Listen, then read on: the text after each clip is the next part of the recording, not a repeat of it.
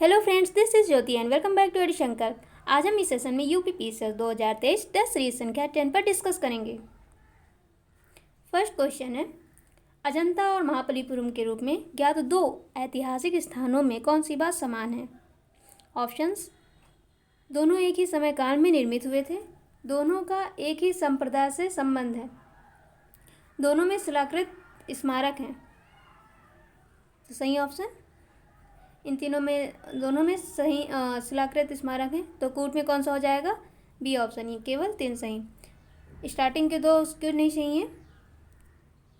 तो दोनों एक ही समय काल में निर्मित हुए, तो इन दोनों का समय काल जो है अलग अलग है।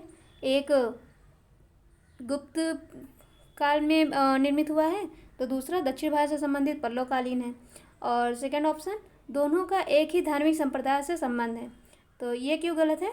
क्योंकि जो अजंता है वो बौद्ध धर्म से है और महाबलीपुरम ये हिंदू धर्म से संबंधित है। तो ये दोनों ऑप्शन रॉन्ग हो जाएंगे। क्या बचेगा? ये दोनों शिलाकृत भवन है। शिलाकृत कैसे? क्योंकि अजंता केव में है, तो वो तो शिलाकृत ऐसे ही गुफा में निर्मित है। ऐसे ही दक्षिण भारत में जो महाबलीपुरम बनवाया गया ये भी पत्थरों से ही निर्मित है। तो क्या हो जाएगा?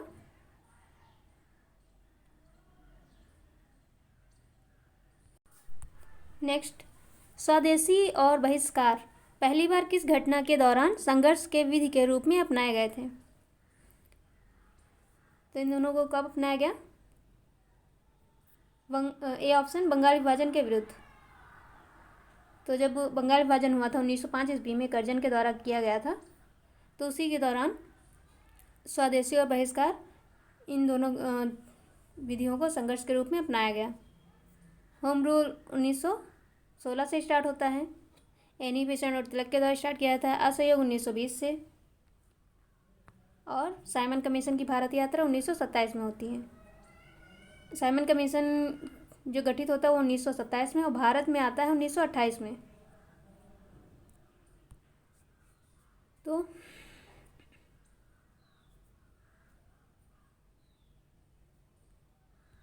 ये जो स्वदेशी और बहिष्कार आंदोलन थे, ये पहली बार संघर्ष के रूप में अपनाए गए थे 1905 ईस्वी से पहली बार। बंगाल विभाजन के विरुद्ध सबसे पहली बार। इससे पहले कभी स्वदेशी या फिर बहिष्कार पर कोई जोर नहीं दिया गया था। और इसके बाद तो समय समय पर स्वदेशी और बहिष्कार को 1920 में, फिर 1930 में, इन सब चीज़ों में अपनाया गया। नेक्स्ट क्वेश्चन है, सत्यशोधक समाज ने संगठित किया। तो बिहार में आदिवासियों के उन्नयन का एक आंदोलन के रूप में, या फिर गुजरात में मंदिर प्रवेश का एक आंदोलन, महाराष्ट्र में एक जाति विरोधी आंदोलन के रूप में, पंजाब में एक किसान आंदोलन। तो क्या हो सकता है? सत्यशोधक समाज जो है ये जाति आधारित था, तो ये क्या हो जाएगा? महाराष्ट्र में एक जाति विरोधी आंदोलन के रूप में। तो इसको स्टार्ट करने वाले कौन थे? प्रारंभ किसने किया था? ज्योतिबा फुले के द्वारा। ये महाराष्ट्र के रहने वाले हैं और इन्होंने 1873 ईस्वी में मानवीय खुशी, समानता, एकता एवं समान धार्मिक सिद्धांतों को लेकर के इसकी स्टार्टिंग की थी, सत्यशोधक समाज की। नेक्स्ट क्वेश्चन है, आपको सुमेलित करना है, मतलब युग्मों पर विचार करना है। तो कुर्द बांग्लादेश से संबंधित हैं क्या, या फिर रोहिंग्या म्यांमार से, उइगर चीनी से? तो इनमें से कौन कौन से युग्म सही हैं? कुर्ग कुर्गिस्तान से संबंधित हैं। ये कुर्गिस्तान कंट्री की मांग कर रहे हैं कुर्ग के द्वारा। तो ये तुर्की और सीरिया के क्षेत्र में, जो सीमाई क्षेत्र है उसमें ये रहते हैं कुर्ग। रोहिंग्या ये म्यांमार से संबंधित हैं, और उइगर मुसलमान ये चीनी हैं, यानी कि चीन से संबंधित हैं। तो क्या हो जाएगा? 2 और 3 सही हैं, ए ऑप्शन गलत है।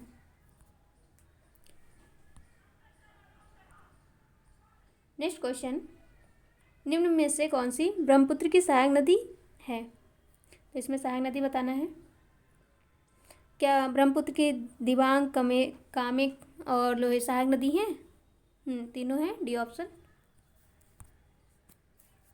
तो ब्रह्मपुत्र नदी का अगर उद्गम पूछा जाए कहाँ से होता है, तो कैलाश श्रेणी के अंतर्गत ब्रह्मपुत्र नदी चेमायुंगडुंग ग्लेशियर से होता है।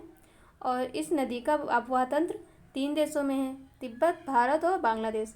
अगर तिब्बत नहीं होगा तो उसकी जगह पर चीन होगा, क्योंकि तिब्बत आज वर्तमान में चीन के अंतर्गत है। ऐसे ही तिब्बत में ब्रह्मपुत्र को शांगपो नदी के नाम से जाना जाता है, और अरुणाचल प्रदेश में किस नाम से, दिहांग नाम से। जब ब्रह्मपुत्र नदी असम के पासीघाट में प्रवेश करती है तो वहीं पर दिबांग और लोहित 2 नदियाँ होती है, मिल जाती हैं जब ब्रह्मपुत्र नदी जो आ रही है उससे, तो इसका वास्तविक नाम ब्रह्मपुत्र पड़ जाता है। इसके बाद असम घाटी में जब ये प्रवेश करती है तो कई सारी नदियाँ इस घाटी में ब्रह्मपुत्र की सहायक नदियाँ बन जाती हैं, यानी ट्रिब्यूटरी हो जाती हैं। फिर बांग्लादेश में इस ब्रह्मपुत्र नदी को जमुना नाम से जाना जाता है। ये रही ब्रह्मपुत्र नदी।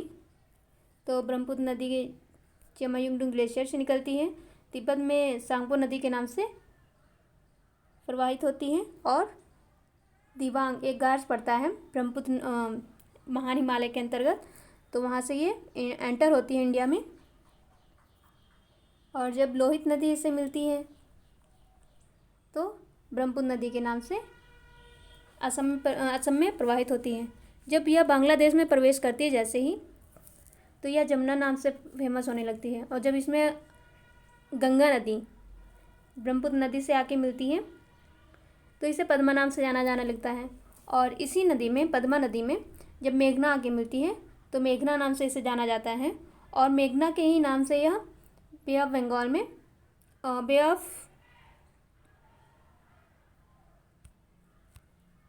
बंगाल की खाड़ी में अपना पानी गिराती है। तो ये हो जाएगा। और ये जो मेघना नदी है ये 23.5 डिग्री जो कर्क रेखा है वहाँ पर आकर के मिलती हैं मेघना नदी पद्मा से।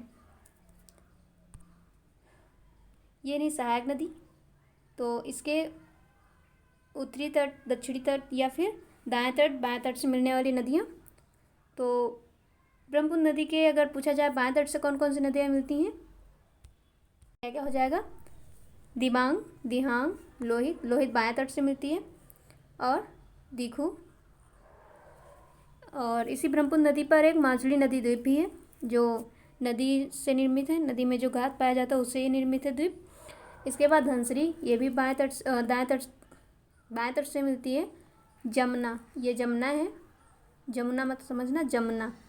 और कलांग, कपिली, कृष्णाई और सिंगामारी, ये सब बाएं तट से मिलती हैं। दाएं तट से कौन कौन सी है, तो सुबनसिरी, कमला, ये दोनों आपस में जब मिल जाती हैं इसके बाद फिर ब्रह्मपुत्र की ट्रिब्यूटरी हो जाती है। रंगा हो गया, दिक्कलन हो गया, और ड्रांगचू, ये दोनों नदियाँ जब आपस में मिलती है तो मानस कहलाती है, और मानस जाकर के ब्रह्मपुत्र से मिलती है। ऐसे ही शंकोशु, ये आती है भूटान से, पूछा जाता है भूटान से कौन सी नदी निकलती है, तो शंकोशु जो ब्रह्मपुत्र की सहायक नदी है। और तीस्ता सिक्किम से आती है और बांग्लादेश में जाके ब्रह्मपुत्र से मिल जाती है। तो ये नहीं कुछ सहायक नदियाँ इसकी। नेक्स्ट क्वेश्चन है, राष्ट्रहित में भारत की संसद राज्य सूची के किसी भी विषय पर विधिक शक्ति प्राप्त कर लेती है यदि इसके लिए एक संकल्प। तो क्या हो जाएगा इसमें से, तो राष्ट्रहित की बात की जा रही है, राष्ट्रहित और राज्य सूची के विषय में। तो अनुच्छेद 249 में राज्यसभा को कुछ शक्तियाँ प्राप्त हैं राष्ट्रहित के रूप में। तो राज्यसभा को केवल शक्तियाँ प्राप्त हैं। तो यहाँ पर लोकसभा का कोई काम नहीं, तो यहाँ पर लोकसभा दिया हुआ है यहाँ पर, तो इन दोनों को हटा देते हैं। ये दो ऑप्शन सी और डी, इन दोनों में से कोई एक सही होगा, तो ये दोनों केवल पढ़ते हैं बस। तो राज्यसभा द्वारा अपनी संपूर्ण सदस्यता की साधारण बहुमत से पारित कर लिया जाए। और डी ऑप्शन है, राज्यसभा द्वारा अपने उपस्थित और मतदान देने वाले कम से कम 2/3 बहुमत से इसे पारित किया जाए। जो संकल्प पत्र आ रहा है इसे 2/3 बहुमत से या फिर साधारण बहुमत से इसे पारित करना है। तो इसमें से कौन सा हो सकता है सही,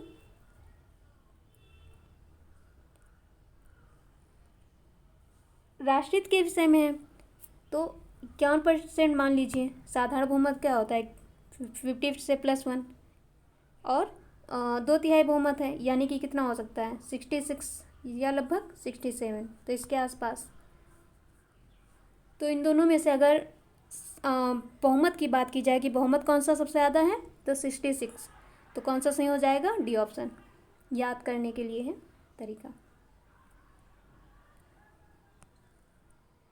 तो जब कोई संकल्प पत्र आता है तो राज्यसभा में उपस्थित और मतदान देने वाले सदस्यों के कम से कम 2/3 बहुमत से जब वो पारित हो जाता है संकल्प पत्र, तो उसके बाद राज्यसभा उस संकल्प पत्र को संसद के पास यानी कि लोकसभा के पास भेजती है और उस पर कानून बनते हैं। तो डी ऑप्शन सही हो जाएगा। अनुच्छेद 249 में दिया गया है, अगर पूछा जाए कि अगर ये कानून बन गया, राज्यसभा के द्वारा पास किया गया, फिर लोकसभा भेजा गया, लोकसभा में पारित होने के बाद वो कानून का रूप ले लिया, तो इस कानून को कितने वर्ष तक लागू किया जा सकता है, तो 1 वर्ष तक।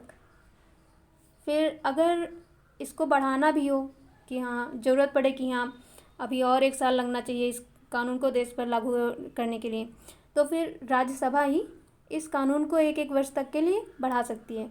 और कितने साल तक बढ़ा सकती है, तो 3 वर्ष तक। ऐसे अनुच्छेद 312 है, 312 पर भी राज्यसभा को स्पेशल शक्ति प्राप्त है। 312 में नई अखिल सेवाएं सृजित करने के लिए राज्यसभा कुछ संकल्प प्रस्ताव ला सकती है और उस पर केंद्र सरकार कानून बना सकती है। तो ये हो जाएगा राज्यसभा की कुछ स्पेशल शक्तियाँ। अगला क्वेश्चन है, सुभाष चंद्र बोस के त्यागपत्र के बाद भारतीय राष्ट्रीय कांग्रेस का अध्यक्ष कौन हुआ? मौलाना अबुल कलाम आज़ाद, पट्टाभी सीतारमैया, राजेंद्र प्रसाद या फिर सरदार पटेल? तो कौन हो जाएंगे? राजेंद्र प्रसाद। तो 1938 में और 1939 में भारतीय राष्ट्रीय कांग्रेस के अध्यक्ष कौन चुने जाते हैं? सुभाष चंद्र बोस। जनता इनको अध्यक्ष के रूप में चुनती है। और वह 1939 ईस्वी में ही, 38 में तो ये अध्यक्षता करते हैं भारतीय राष्ट्रीय कांग्रेस की, लेकिन 39 में कुछ समस्या आ जाती है। समस्या क्या आती है कि सुभाष चंद्र बोस के विपक्ष में गांधी जी के समर्थक हैं पट्टाभी सीतारमैया उम्मीदवार के रूप में। तो इन दोनों लोगों में रमैया की हार हो जाती है और सुभाष चंद्र बोस इसमें जीत जाते हैं। तो गांधी जी कहते हैं कि पट्टाभी सीतारमैया के रूप में ये सीतारमैया की हार न मानी जाए बल्कि गांधी जी की हार मानी जाए। तो दोनों में कुछ अनबन हो जाती है और सुभाष चंद्र बोस इसमें अपना रिजाइन दे देते हैं। इसके बाद फिर ये जब रिजाइन दे देते हैं तो अध्यक्ष पद से तो ये जाते ही हैं, मतलब रिजाइन देते ही हैं, पार्टी सदस्यता से भी ये रिजाइन दे देते हैं। तो ये तो गए। फिर जाने के बाद ये क्या करेंगे, एक नए राजनीतिक दल की स्थापना करेंगे जिसे कहते हैं फॉरवर्ड ब्लॉक। तब पूछा जाता है फॉरवर्ड ब्लॉक की स्थापना कब हुई है, तो 1939 में ही। फिर जब ये सुभाष चंद्र बोस त्यागपत्र दे देते हैं तो इसकी अध्यक्षता कौन करेगा, क्योंकि ये तो हार गए थे पट्टाभी सीतारमैया। तो इसकी अध्यक्षता के रूप में डॉक्टर राजेंद्र प्रसाद को चुना जाता है। तो यह जाएगा। नेक्स्ट क्वेश्चन, भूमंडलीय उष्णता के परिणाम स्वरूप इनमें से क्या क्या सही है? सार्वभौमिक संपर्क बेहतर हो गए, हिम नदी द्रवीभूत होने लगी, समय से पूर्व आम में बौरें आने लगी, स्वास्थ्य पर कुप्रभाव पड़ा। तो क्या हो सकता है? तो उष्णता के कारण संपर्क बेहतर हो गए, तो हो गए बेहतर हो गए, सही है। हिम नदी द्रवीभूत हो गई, ये भी सही है। समय से पूर्व आम में बौरें आने लगी, ये भी सही है। स्वास्थ्य पर कुप्रभाव पड़ा, तो ये भी सही है। अब है तो सभी सही, लेकिन इनमें से कोई एक गलत भी है। तो क्या हो जाएगा? A option. क्योंकि मान लीजिए ध्रुवीय क्षेत्रों में जहाँ पर बर्फ़ जमी हुई है वहाँ पर उष्णता के कारण वो बर्फ़ पिघल रही है, ग्लेशियर वगैरह वर्तमान में पिघल ही रहे हैं। जो ग्लेशियर पिघलेंगे तो वहाँ से रास्ते भी तो बनेंगे, तो बेहतर रास्ते तो हो रहे हैं, लेकिन कहीं कहीं पर क्या हो रहा है कि रास्तों में रास्ते बने बनाए रास्ते बिगड़ भी रहे हैं। तो इसमें दोनों कंडीशन पड़ेंगी, बेहतर भी हो रहे हैं और बिगड़ भी रहे हैं कुछ चीज़ें। तो ये गलत हो जाएगा ये ऑप्शन, और बाकी 2, 3, 4 ये सही हो जाएंगे। तो क्या हो जाएगा? B option.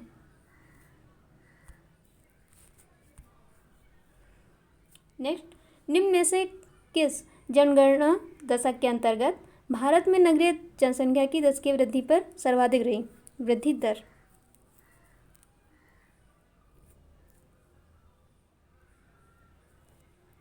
तो क्या हो जाएगा? 1941 से 51, 1961 से 71, 71 से 81, 81 से 91। क्या हो जाएगा? ए ऑप्शन 1941 से 51। तो इसमें नगरीय जनसंख्या वृद्धि काफ़ी ज़्यादा रही। अगर पूछा जाए जनसंख्या का महान विभाजक दशक कौन सा रहा है, तो 1911 से 21, इसके बीच में जनसंख्या में कमी आई, काफ़ी ज़्यादा कमी है, तो ये महान विभाजक दशक के रूप में जाना गया। नेक्स्ट क्वेश्चन है, नेपानगर जिस उद्योग के लिए जाना जाता है वह उद्योग कौन सा है? सीमेंट, उर्वरक, हथकरघा, अखबारी कागज। तो क्या हो जाएगा? डी ऑप्शन अखबारी कागज। नेपानगर अगर पूछा जाए कहाँ है, तो कहाँ है? एमपी में, मध्य प्रदेश। और नेपानगर में ही पहला अखबारी कागज से स्टार्ट किया गया था 1955 ईस्वी में। क्या हो जाएगा? तो फ्रेंड्स, ये रहे आज के टेस्ट सीरीज। वीडियो पसंद आए तो वीडियो को शेयर और सब्सक्राइब जरूर करें। मिलते हैं नेक्स्ट वीडियो में, तब तक के लिए जय हिंद।